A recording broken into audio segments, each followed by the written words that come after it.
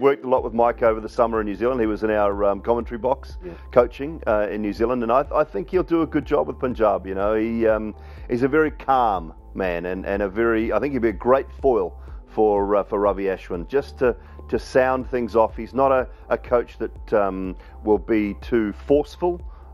He's just a very calm and a great organiser.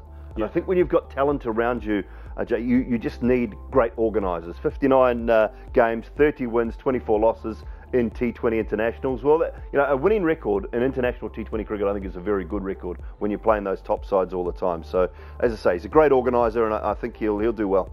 That's what everybody thought when there was Viru and Ashwin last year. You go, hang on. Ashwin seems to be a planner, more in the Mike Hesson kind of mode, right? He's a planner, he's calm, he's organised. Viru, always been instinctive. Or, some of those born blessed geniuses, right? And they somehow never are planners, right, Ajay? They just never will, because that ruins them, actually. That's the special thing about them. And it was interesting hearing Viru the other day, and we asked him, I said, what was it like? He said, listen, when I played my game, I thought, coaches shouldn't be telling us what to do, and that's exactly what I did. So even if he wasn't planning anything, he wasn't interfering as well.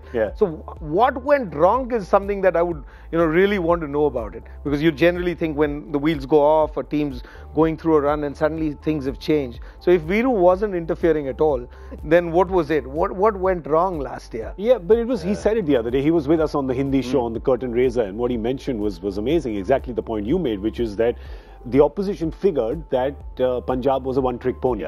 It was the openers, and once you get Kale and Gale, as I like to call them, it was pretty much 9 pins after that. Yeah, but the thing with a coach, you actually have to coach. Sometimes you can't just have that by name. And the unfortunate thing, I think Viru is one of the greats of our game as a player. And there's been others that have been greats of our game and not great coaches. Because a great player doesn't make a great coach. And sometimes that comes about because you actually don't know why you're so good. You just are. And Viru was one of those players to me. I don't think he really knew why he was so good, but he was so instinctive and so dangerous that I think that's why he was so great. But when you do that, and when it's that easy, it's almost like, well, it's Sir Richard Hadley. Same sort of thing. Not a great coach, because he just did it. Ian Botham. I don't think Ian Botham would sit down and tell you in great detail how he did things. He just could. Viv Richards. Same sort of deal, I think. So it doesn't make a great player doesn't make a great coach, because they're not sure what or how. They just could.